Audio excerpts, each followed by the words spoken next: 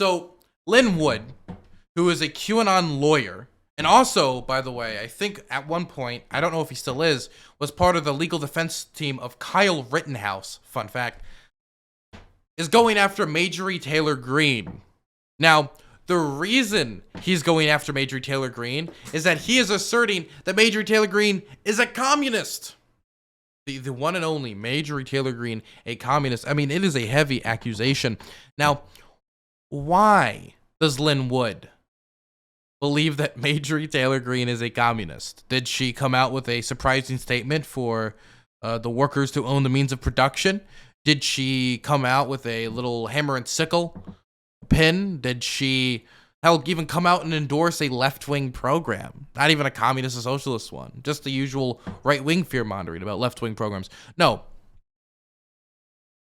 He called her a communist. The same woman who is probably known as one of the hardest Trump cultists and believed nonsensical bullshit like Lynn Wood believes, like that the Jewish space lasers cause wildfires in California. He called her a communist because she is running around saying impeach Biden, which implies that Biden won. He didn't. Let's listen to that logic again. Let me explain. So he believes that Marjorie Taylor Greene is a communist because she is advocating for the impeachment of Joe Biden, along with a few other Republicans like Lauren Boebert, the gun lady, right?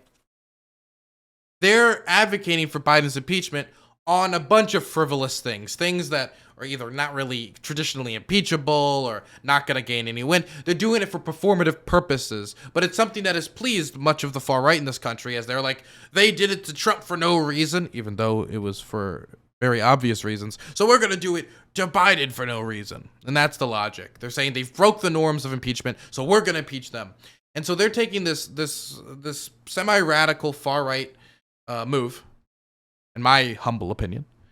And Lynn Wood steps out and says, you're a communist. Of course, it's ridiculous. But his reasoning is that, well, Biden never even won the election. He isn't even the true president. So therefore, if you're advocating for his impeachment, then you are implying implicitly that Biden is the president right now. Therefore, you're saying Biden is president, which he isn't, communist. Has nothing to do with the principles of communism. Has nothing to do with communism. But therefore, since Marjorie Taylor Greene, through her political actions, has to basically imply that Joe Biden is president, she is now a communist. This is some of the most backwards, crazy-ass, weird infighting I've seen. And I love it. What's that one Simpsons meme? Where there's the two monkeys with knives and everybody got the money? That's what I feel like right now. What is it? Simpson monkey fight meme. This thing right here. This is what this feels like, right?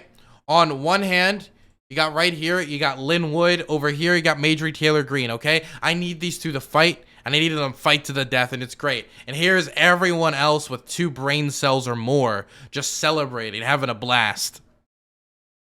Obviously, this logic is backwards. But Lynn Wood apparently isn't the only person to jump on the Marjorie Taylor Greene is a communist or not a real Trump supporter train, because we can play this footage of a right-wing talk show host by the name of Stu Peters and a Trump-endorsed candidate, Joe Kent. Not to be confused with John Kent, Superman's bisexual son, which we're going to talk about even more later, even though we've already covered it in the past. Steven Crowder and Ben Shapiro decided they wanted to put themselves into that conversation. So this Trump-endorsed candidate, so not just some know-nothing Republican, there's 1 million people who run for Congress every year, and the vast majority of them fail. So this is one that actually is a Trump-endorsed candidate, might have a chance. They both said that Green and Boebert and Noam, don't know who this last person is, are fake MAGA. They have these talking points to rile up the base with a big fat click here to donate button and get nothing accomplished. This is 100% true. Even though they're real MAGA, this is 100% true, and it's hilarious to see one of their own say it. Let's listen to it quick.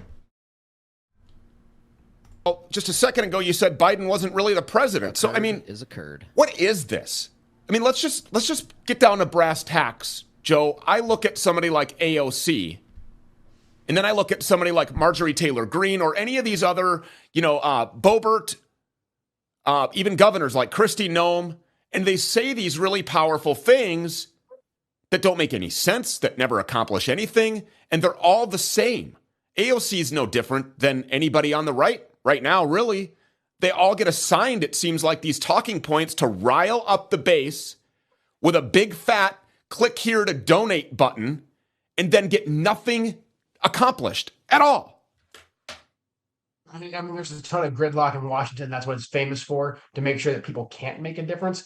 However, there is definitely a grift game going on in large parts of just the political apparatus, but especially with the GOP. There's a huge push in the GOP to say, hey, isn't it crazy what the Democrats are doing? Socialism sucks, insert punchline here and there. But then, like you said, it goes back to that donate button, and then we're light on the action. Look, all I have to say is, Kent Peters, welcome to the hashtag resistance. I appreciate it. But for real, to see the right wing eat their own is a good change of pace. And to see them eat their own over one legitimate criticism, that these far right nut jobs do nothing but push out talking points, get national recognition, TV appearances, and don't have any knowledge of how to actually get a bill passed. And the legislation that they want to get passed is so radical, far out there, like impeach Biden, that's never going to get passed. There is an actual concrete criticism. And on the other hand, you got Lynn Wood saying stuff like, well, Major Taylor Greene is a communist because she wants to impeach Biden. Not because not because he believes that not supporting Biden is communist or that she's impeaching him from the left-wing side, but because her impeachment of Joe Biden implies Biden is the president because he has to be the president to be impeached. Therefore, communist because Trump is still the real president. Just look at the flag. It's a maritime law, whatever the hell, sovereign citizen bullshit.